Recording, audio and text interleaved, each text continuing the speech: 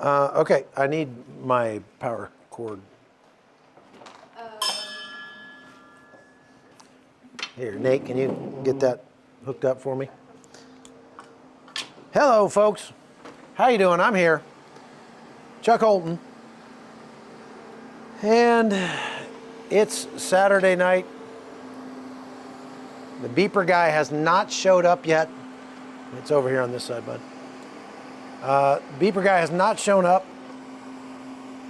Although I did run into him today at just out on the street, and I stopped and tried to talk to him, and he doesn't speak any English. So he was like, "No speak English." So, oh well. My long-awaited interview with Beeper guy did not go down, and so somebody's asking, "Whoa, okay, we got questions coming already." Let's see what we got here. Canby, Oregon. Are there any needs or means of support the general public could help IDF soldiers with? Missy, there may be. I don't know any off the top of my head, but there are a lot of the people who are probably in great danger in the West Bank. These are the neighborhood watch, for lack of a better term, for each of the settlements, the Israeli settlements in the West Bank, and they desperately need body armor and helmets and night vision and drones and things like that that can help them push out the envelope of protection around their settlements, because they don't have a big wall like they had around Gaza. They just have a chain link fence usually. And so they need this stuff, and you can help them through Operation Itai, which is through the guys, the Israel guys up on HaYovel. You can find their website by going to serveisrael.com. Hello, shalom. Thank you, everybody. People are asking. They say the CBN broadcast disappeared. We've been having this problem a couple of times this week, and it's got to, unfortunately, it has to happen a couple of times for us to kind of figure out what's causing it. I think what's causing it is that I'm logged in on the CBN Live with my laptop, what I'm talking to you on now, and on my phone, because that's what I use to set up the live. But then when I stop the broadcast on the laptop, it doesn't actually stop it. It just stops my broadcast, my part of it. It doesn't actually end it. And without ending it, then I go to switch to my channel, and it just abandons the stream, and it looks like we took it down, but we didn't take it down. So that's my best guess at this point, but we're gonna have to test that some more and figure out what in the world is causing this. So I'm sorry if you were right in the middle of watching the stream on CBN and it disappeared. Really sorry about that. I'm not gonna have time to redo it tonight though. We had a lot of people on. Okay, so let's talk about some questions. I drink lemon tea with honey whenever my honey will bring it to me. It's coming, she says.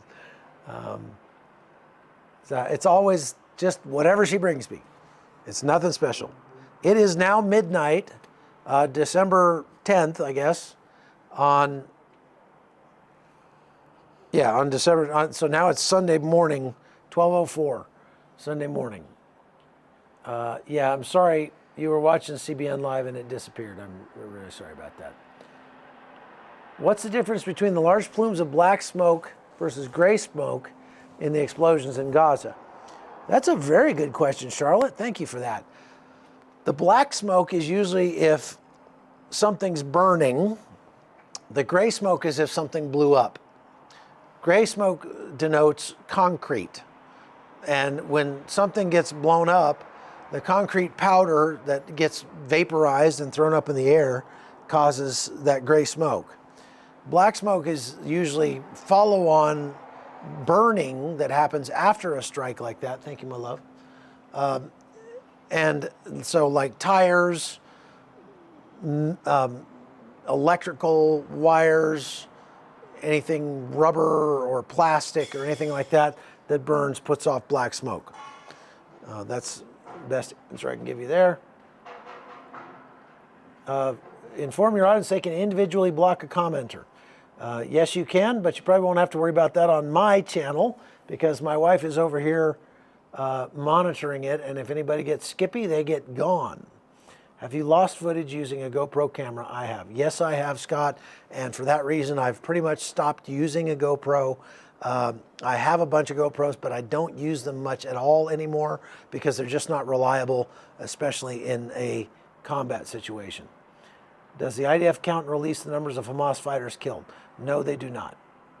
Duran Kedar interview was great. Yes, if you didn't see the Duran Kedar interview, the Special Forces Master Sergeant, go watch it on my channel when you get done with this.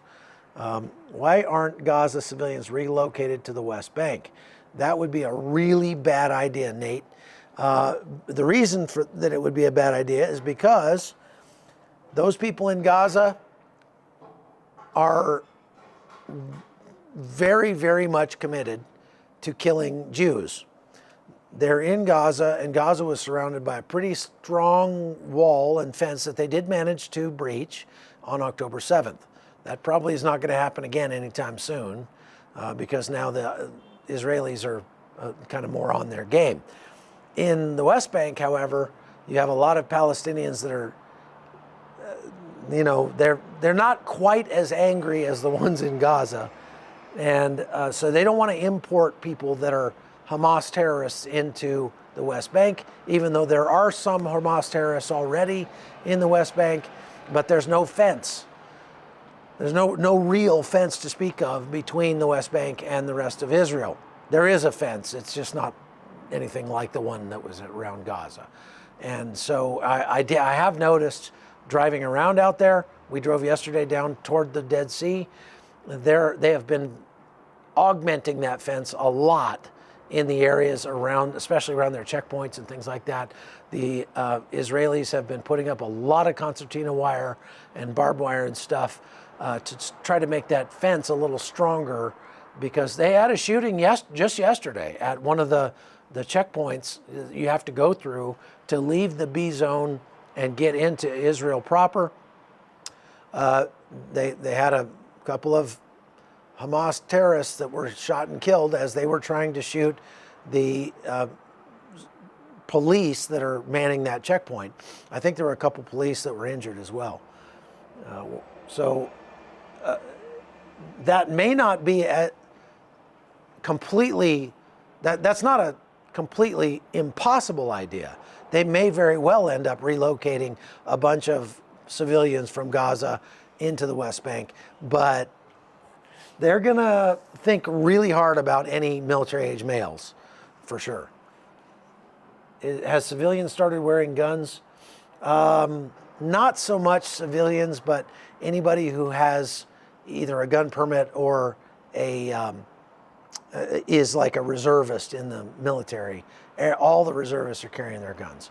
There are some civilians who have permits that are carrying them too. Thank you, Georgina. That's very kind of you. 19 pounds. Okay, saw rocket activity yesterday. That's right. There has been some rocket activity today, Leslie. The number is down, but most of the ones today came out of the north and not out of the south. Came out of Lebanon, and there was strikes that happened there to strike back at those launches. Eric says, do all food trucks coming into Gaza get checked for weapons? They get spot checked. So if there's 100 trucks, I believe, my understanding is that, and from video that I've seen, they check every, like fifth truck or something like that. And they don't check everything in the truck. They just open up a few bags and, oh yeah, this is rice. Okay, it can go. It would be very easy for them to smuggle stuff in with those trucks. Very easy. What's the difference between the Palestinians driving Gaza and the West Bank? You mean managing it? Well, the West Bank is managed by the Palestinian Authority, and Gaza was managed by Hamas. Palestinian Authority is not quite radical enough for Hamas, and so that's the difference. I think that answers that question as best I can. Can the security... Oh, man. Why can't the IDF evacuate the Palestinian Christians from northern Gaza? Jill, that is a really good question, and I don't know the answer. I wish I knew. If I get a chance, I'm going to interview Chaim Malespin on Monday, and I'm going to ask him that question. So that is a really good question I've been wondering about myself as I have prayed for them. Kayla asks, any update on going into Gaza? Thank you. I was alerted that I should be getting the call to go anytime and to be ready. So I was born ready. As soon as they call, I'm going. Has Hezbollah shown any intention of moving from the border, Larina? Not that I know of. Kathy Bell says, does anyone know how the young man with the arm that was injured and kidnapped is doing? I don't know any update on his situation. Paul Harris says, question, how would you answer if Israel isn't an apartheid state? I don't believe it is. How would you answer that criticism?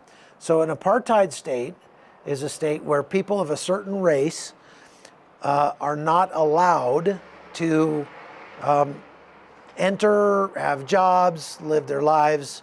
They're not allowed the same rights as other people in that state. If you want to call Israel an apartheid state, the only way that it would qualify technically and truly as an apartheid state would be to say that they're apartheid against Israelis. Because in fact, at least until October 7th, there was no place in Israel that Arabs could not go. There was no law that kept Arabs in Israel from holding jobs, from running for office, or anything like that. There were only places where Israelis can't go, and that's the A zones in the West Bank. The A zones in the West Bank are only open to Arabs, and Israelis are not allowed to enter those zones. Now, you could say that Israel makes Arabs go through checks that they don't make Israelis go through. As they leave the A zones to come into Israel proper, they do have to go through a checkpoint, and they have to be checked for weapons and things like that. And they don't do that to Israelis that are going into the West Bank. They don't check all of them. The reason for that, though, is fully the responsibility and the fault of the Palestinians. The Arabs, I mean, what are you supposed to do if the Arabs make a habit of trying to bring weapons into Israel and machine gun people? You kind of don't have much choice but to check all of the Arabs that are coming into Israel proper. They just still don't stop them from coming. They just check them.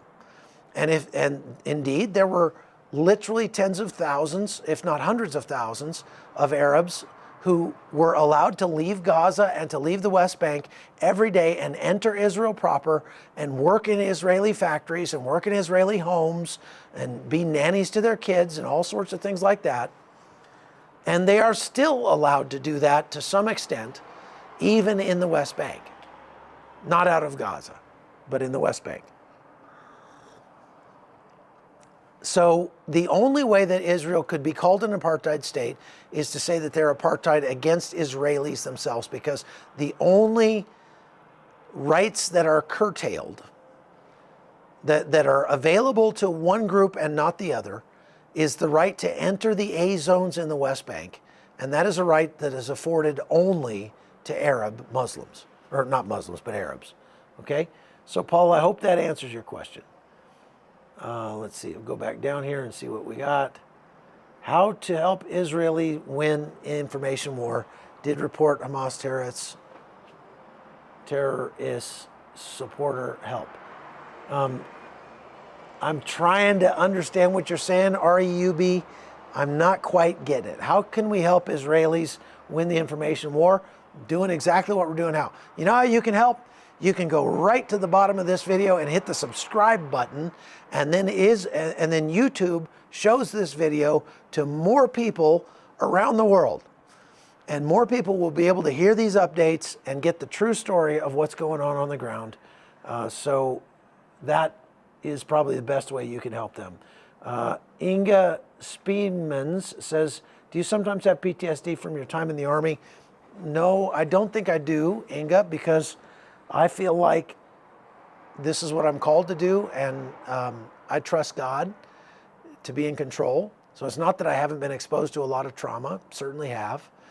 And my wife might disagree, but first of all, I don't think post-traumatic stress is a disorder. I think it's a natural outgrowth of being exposed to trauma. It's the way that your brain tries to digest what you've been exposed to, tries to deal with it. And so if that's, affects me certain ways at certain times, I don't think of it as a disorder. I think of it as a natural occurrence, a natural outgrowth of what I've had to endure. I try to foster a deep sense of gratitude to God for allowing me to do this job, for allowing me to be safe in so many dangerous places and circumstances over the last 20 years. And by focusing on that sense of gratitude, I think that overcomes much of the negative consequences of what I've had to endure. So I'm going to try to keep the answers as short as I can. So that's my answer to that for now. I ought to do a whole podcast, and I actually have done several podcasts about post-traumatic stress. And Nathan, maybe that's, where'd Nate go? Yeah, maybe that's one that we could repackage and put back up. Have I been able to enter Gaza? No, I have not, Rosie, and I wish I would be, and I hope I may be soon. Thank you, Karen. I appreciate that. Question, are U.S. ships on higher alert because of the threats made today? I believe they are. I believe they are. I mean, they've been on high alert, but especially with what's going on with Yemen, yes, they're on very high alert. DIY with Logan, did they find the other people they talked about or not? I really don't understand if they get them or not, and at what stage are they? You're gonna have to be a little clearer with your question there, Logan. I'm just not sure about what people you're talking about, and I don't know who they is that you're talking about. I assume you're talking about the Israelis. Have they found other people that they talked about? I don't know what people you're, I don't know what people you mean, I'm sorry. Okay.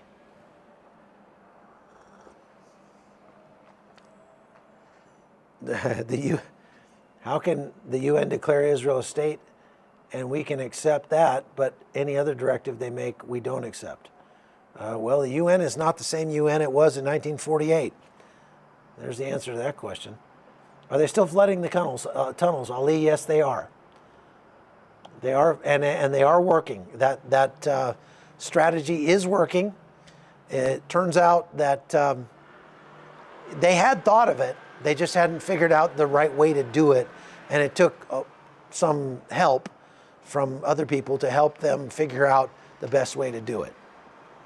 How do you think this war plays out in connection with the end times? I get asked that question almost every night, Robin, and I always just say, I am not an end times expert, and that is a very arcane field. And there are people, I'm sure, on here who are, and there are lots of YouTube things out there that can help with that. I do think that we're closer to the end today than we were yesterday, but that's a foregone conclusion. That's obvious. I've always said that not that my understanding of the Bible, but I don't see commands necessarily in the book of Revelation. I see commands in the book of Jude just before Revelation, and the command is keep pulling people out of the fire until the end.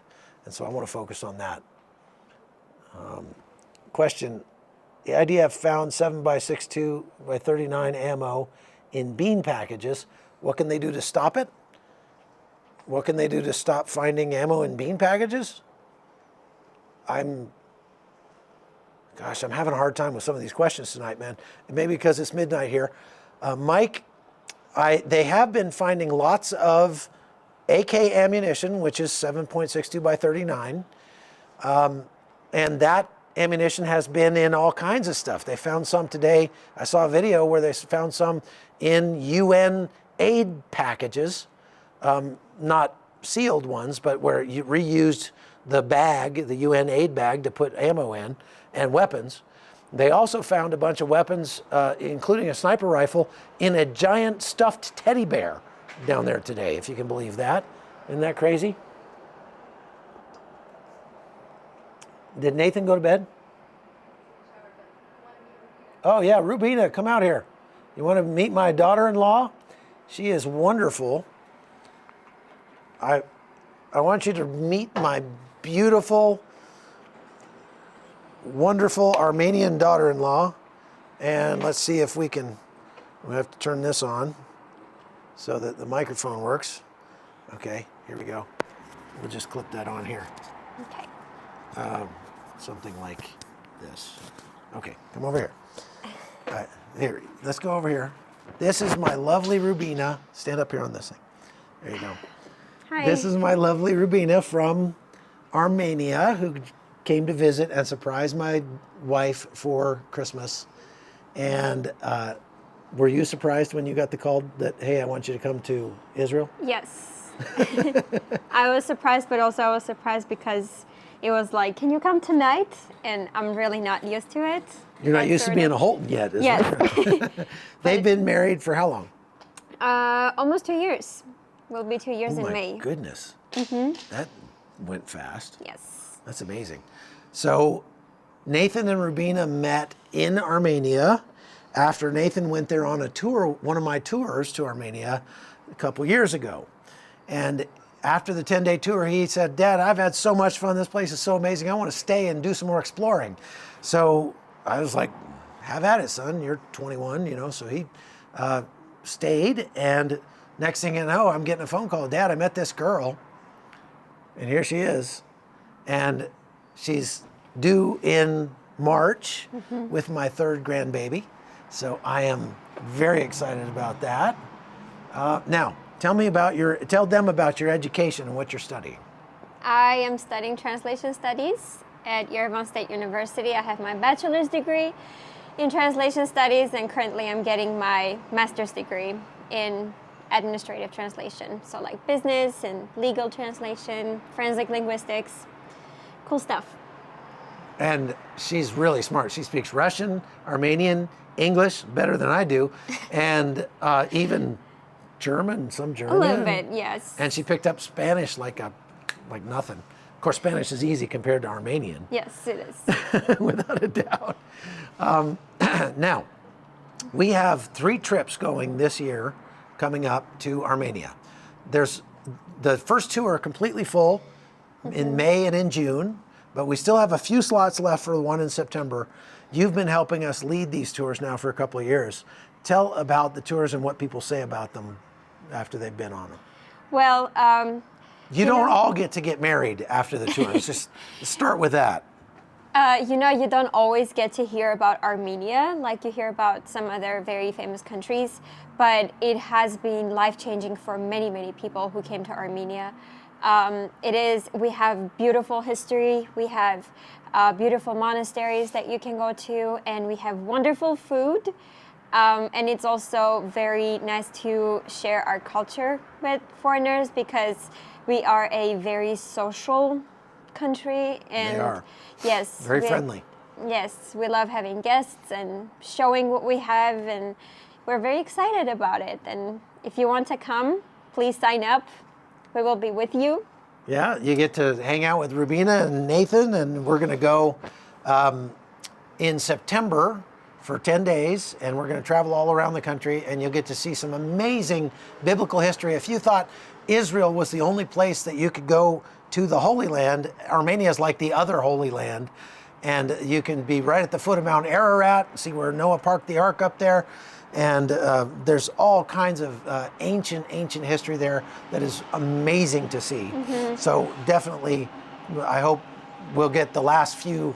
I think we have about 5 slots left for that trip. We're trying to keep the trips fairly small, like 25 people, And that way it's a little more intimate and we can go more places. And it's not like herding cats everywhere. So people need to know about what Armenia is going through in terms of being attacked, just like Israel was attacked by Azerbaijan. Tell them about that. Well, I'm going to drink some more tea. You keep talking. Well, the thing is that, Armenia has been living in this region for thousands of years. In fact, we have the world's oldest wineries that, prove that Noah's Ark, landed on Mount Ararat. And then, he probably lived in our region, and we have been living there for thousands of years. I'm telling you this because the conflict we have is a result of Azerbaijan claiming that Artsakh is their historical land. And that is just nonsense because we have monasteries there that are thousands of years old. And now just, seeing how our land was taken from us, our homeland was taken from us. And by the Azeris. Yes, by the Azeris. And back in 2020, it was mostly my generation who was fighting because in Armenia you go to war. Well, you join the military when you're 18. So I have lost many friends because of that war. And of course, we have lost our land. And it's really difficult. But I saw an interesting question. They were asking if it's the same for us, like it is for Israelis to live here with Arabs. I don't think so. Because, in Armenia, the war is at the border, so it's not like we see them. And it's actually a very odd feeling for me, because I keep asking Chuck, I'm like, how is that possible? Do they hate each other? Do they want to kill each other? And he's like, yeah, you never know when you're going to be attacked. So you don't go walk on these streets, or you don't want to be here alone. Certain areas, right. Yeah. Yeah, in Israel. Yeah, it is very strange, isn't it? I mean, the whole idea that here in Israel, you're living with 2.5 to 3 million Arabs, most of whom probably hate your guts just because you're Israeli, and some of whom, at least, are committed to murdering you if they get the chance. And you pass them on the street every day. You buy from them in the store. They run the pizza parlor. And these guys just live like that. Yeah. And at least in Armenia, it's all Armenians, and the Azeris are over there in their own country. They might invade you at any time, but you don't have to live with them every day and wonder if today's the day they're going to try to stab you. Yes. That's just weird. We can't even imagine being close to them physically. Like when I was coming to Israel, at the airport there was a flight from Tbilisi to Baku, Azerbaijan, the capital of Azerbaijan. And it was the weirdest feeling for me to just see so many Azeris standing there. I was feeling scared, because I was like, with my husband, and he looks American, but if I looked Armenian and if they knew I was Armenian, it would probably be really bad. It might be dangerous for you. Yeah. Oh, yeah. Yeah. Yeah. Yeah. So it is. I saw somebody, Daniel. I'll get to your question. I saw it go by, and I appreciate the donation there. And so we will get to that. But somebody was asking if it's safe to live in Armenia after what you just said. Would you say it's safe to live there? Yes, actually, Armenia is one of the safest places to live in. That's why me and my husband live there. We want to raise our children there, God willing, because, when I'm at home, I can hear kids playing outside at like midnight, 11 p.m. And their parents are not even worried about their safety, which is pretty cool. And, my husband always says in Armenia, you know where your enemy is. And, sometimes you don't have that same feeling in America, in the States, because you never know what's going to happen if you go to the store or if your kids go to school, right. If there's going to be a shooting or not. I think that it's safer in a real objective sense in Armenia than it is in any large city in the United States. You're much less likely to be robbed, Yes. to be attacked, to be raped, or to be, shot because you look like you're from the wrong political party or something. It's a very safe, peaceful country, except on the border where Azerbaijan is from time to time just deciding to take more land. And this is the big worry that they have in Armenia right now, is that Azerbaijan is going to invade the southern part of Armenia and try to take part of it and take it away from you. They just took over the Armenian exclave called the Nagorno-Karabakh region, or what the Armenians call Artsakh, which is apart from Armenia proper, and that was the big problem. It was surrounded by Azeri land, and the Azeris were like, well, we surround it, so we own it.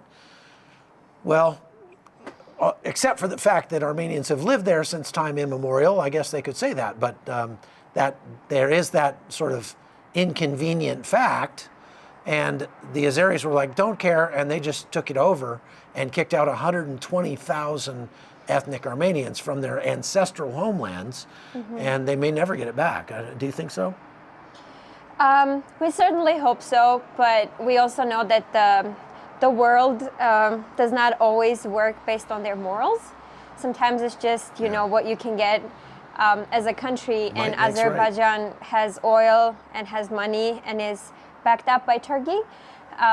And actually we are surrounded by Turkey and Azerbaijan and Iran, and they're not even Christian, so it makes it a lot harder. That's why it's so important for us to raise awareness and to invite people to Armenia so they can see the people there. And that's why we do these tours too, because what we need is recognition, because it's not easier for us. It's actually so much harder for us than it is for Israel, but we're not that recognized, and people don't really know where Armenia is. The help from the world that Israel's getting, or Ukraine is getting, because nobody knows, they can't find Armenia on a map. It's teeny, right? Well, Rubina and Nathan have an amazing love story, and so if you want to see that love story, we made a movie about it, and it's won about a dozen awards at film festivals all around the world since June when it came out. You can watch it by going to armeniamovie.com and see their love story. It's really cool. The movie's called Armenia, A Love Story, and it's not just about Rubina and Nathan, it's about Armenia proper, but their story's in there too. So I recommend that you go watch it if you haven't already, and I think you'll love it. It's a fun movie. Also the war. Yeah, and it tells more about the war, right, for sure. Okay, well, thank you, Rubina. Thank you. Okay, give me my mic back. All right, great. Okay, so I wanted to get to Daniel's question because he was nice enough to donate just to get that question in front of me. Do you feel that the Israeli government is allowing too much media control over the hostages' families' narrative, and like not controlling the messaging and information while there are still 138 to rescue? Okay, so the Israeli government, I'm going to try to see what the best way to answer that question would be. The Israeli government is trying to drive the narrative or manage the narrative that the press gets coming out of Israel. So they are tightly controlling what we can report on. They are obviously not letting me into Gaza. They are trying to be helpful in that every day I get an invitation to some briefing or meeting or something like that where we can meet with the head of the water department or meet with the mayor of this town or meet with the military commander of some unit or something like that. Unfortunately, making television, briefings, death by PowerPoint, not real good TV, and they're going to release the information that was put out in the meeting after the meeting's over anyway, so I don't usually go to many of those. As far as controlling the hostages' families' narrative, which I'm trying to understand if that's what you're asking, are they trying to control the media or are they trying to control the hostages' families and what they say?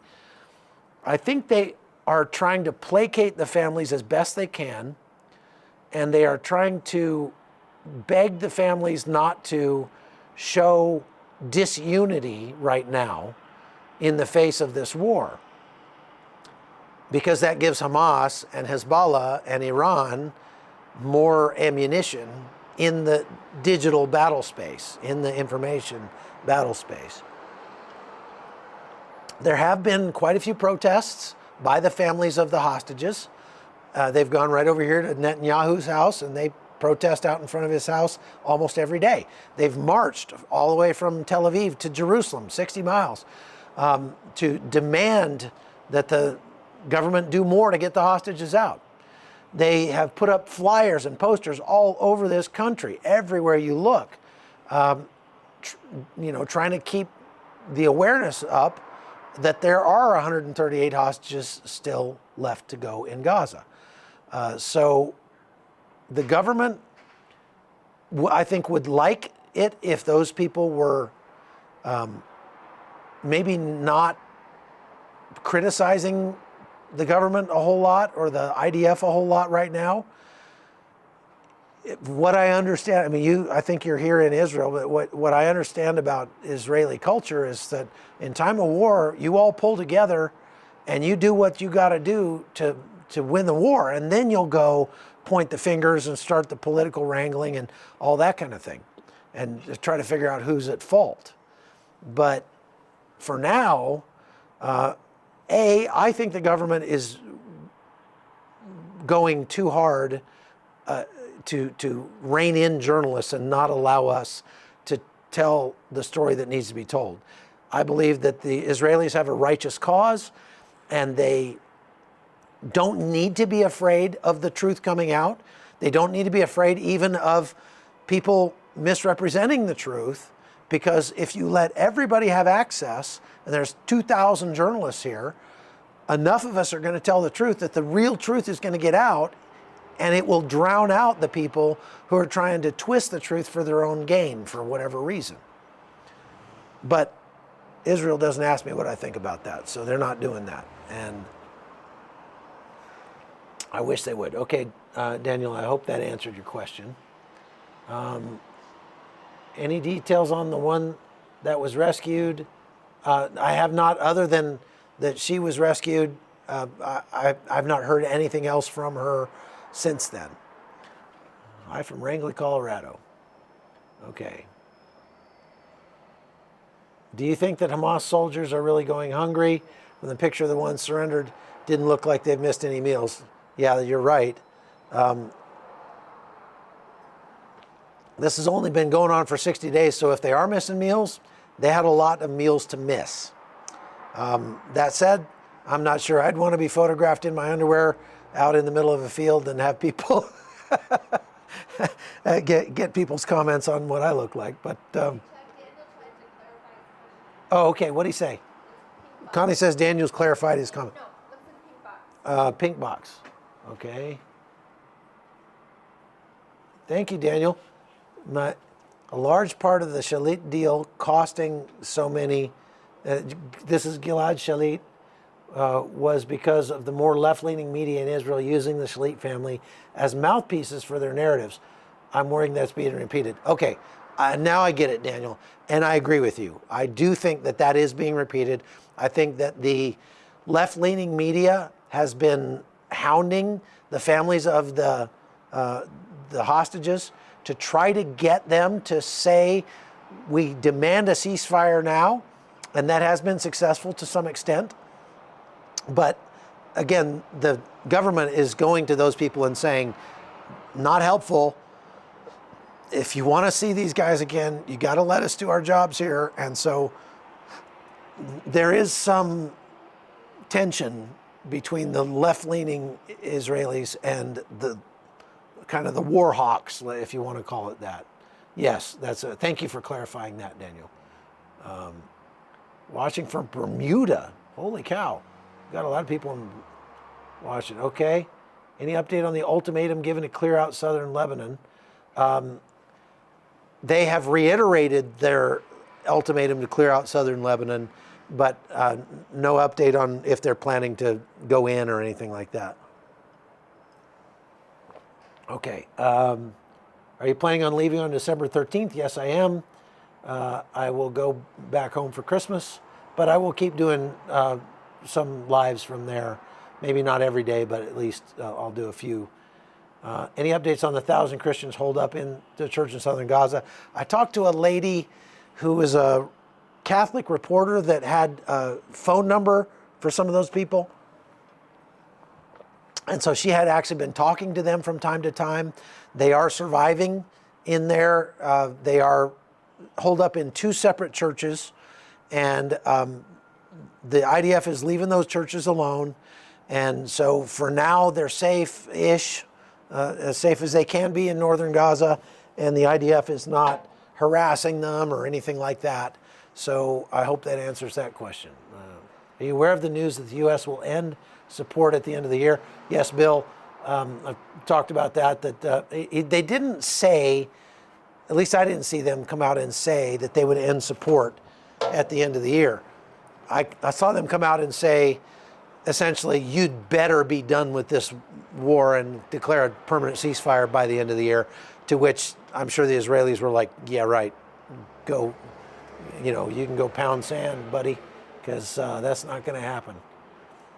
The IDF put out a video of Hamas taking the aid from citizens and even beating them. Okay. TBN Israel has a military soldier that posts. I watch him on a semi-regular basis. He's a reservist and is down there. He's got some good stuff, I think. Question on your take on Middle East dollars going to American universities. It is proven. Qatar is the #1 funder of American universities in terms of dollars, and they are doing that with a specific intention of changing the narrative against Israel. This is why I keep saying that Qatar is not our friend. They're not a trusted partner in any way, shape, or form. And yes, they are doing it. Stanford locks still flooding tunnels. Yes, they are flooding. Yes, it is effective. Yes, babe? Go back up and look for an orange box from Sierra. Sierra says, do you think people realize if there was no Iron Dome, there would be the same amount, probably more deaths of citizens in Israel than Gaza? Hamas could have created an Iron Dome instead of tunnels to protect citizens, but they didn't have any reason to protect an Iron Dome, Sierra, because you're completely right, but they didn't have a reason to make an Iron Dome because they're the aggressor. They don't have to defend against periodic random attacks from Israel, because the only time Israel attacks Gaza is when they're trying to defend themselves from Gaza. And again, this war could end right now today if Hamas decided to lay down their weapons. If Israel laid down their weapons, Hamas would repeat October 7th over and over again until they killed off all the Jews. So it's easy to tell who the good guys are here. I'm from Milwaukee. That's great. From Melbourne, Australia. Why do you report? Just as a reminder to all the naysayers, I'm proud to call you a fellow American and your wife. Thank you, Frankie. Will you be doing another interview with the IDF Special Forces? Every chance I get, I will do more interviews, Rachel, with the IDF guy. Will you interview Daron again? I absolutely will interview Daron again, first chance I get. All right. Oh, Daniel's going up to Milliam. Thank you, Daniel. God bless you. Sleep well. Will you be able to share anything about the intelligence the IDF received from the soldiers who surrendered? We just know that they are being interrogated and that the IDF is getting intel that they are immediately using to go and perform other missions inside Gaza. And so this, what you see in a conflict like this, is that the number of missions will start to ramp up as they start having people surrender, because they're gleaning more and more and more information and getting more and more targets to hit, to the point where they're just, the number of the operational tempo will even start to outstrip their capacity. And so I think we are seeing that. Are you able to share anything about the intelligence IDF received? Okay, so I got that. Are the Israelis living in Israel today the same Jews God said were his chosen people?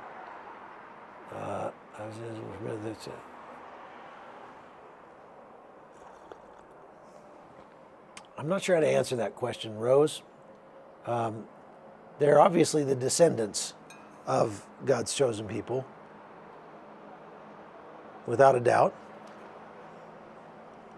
Yeah, I like Raptor news. Okay, let's see what else we got.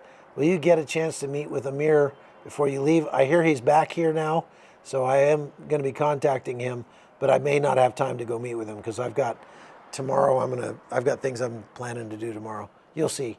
Stay tuned about that. Heard about the 200 Gaza men who did the same night, the same dream meeting Jesus? No, I haven't heard about that. Thank you for praying for Armenia. Will you get a chance? Okay, so I got that. Do they use truth drugs to get information? No, I don't think they do, Larry. I don't believe they use any kind of truth drugs to get information out of those guys. I think that would be contrary to the Geneva Convention. And but there is. I'm going to do a report, I think, about Captagon. If you haven't heard about Captagon, that's the drug that the Hamas terrorists used when they came into Israel on October 7th. We've seen Captagon used by ISIS a lot. It's a stimulant that lets them stay awake for 2-3 days, and really it decreases their inhibitions, so they would commit atrocities that they, in their right minds, might not commit. But I want to learn more about Captagon and then do a report about it. Question, do you think all the terrorists surrendering could be a trick like a Trojan horse? No, I don't think so, Robbie. I think that they are under a lot of pressure, and they are starting to see the writing on the wall that Hamas is going to disappear. And so all these guys who were like, I support Hamas, because they live in Gaza and you're a military-age male and you kind of have to support Hamas, are now seeing that the IDF is a strong horse and they're going to switch sides. This is common in the Arab world. They're not really loyal when it comes to that. They just follow the strong horse. Okay?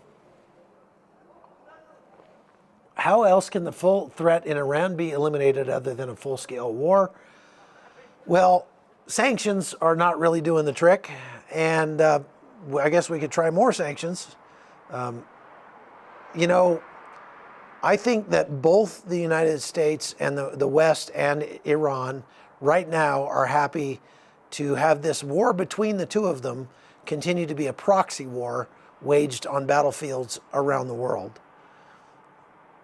I think the only way that Iran is going to change is if the people of Iran change it. And get tired enough of the junk that they're being fed by their government that they change it themselves.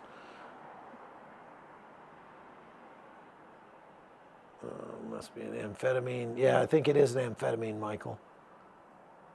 Has anyone heard from the girl, Noah, No, nobody's heard from her. They're not even sure she's still alive. Do you think you could get a chance to interview Jonathan Conricus? I talk to him on a semi-regular basis over WhatsApp, but he isn't really good about getting back to me on a timely manner, and I don't blame him. He's a lot busier than I am. We don't know how to write to the soldiers.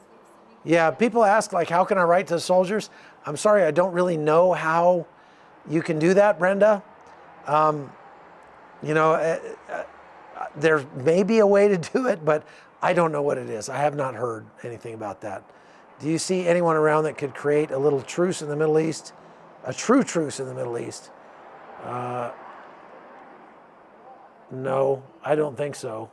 These people have been fighting and killing each other for thousands of years, and they just like it too much. I mean, the Arabs do. I'll still support Israel at Hachamonite. I'll still support Israel after I go back to the States, and I may be back here after the first of the year at some point, just depending on what the situation is.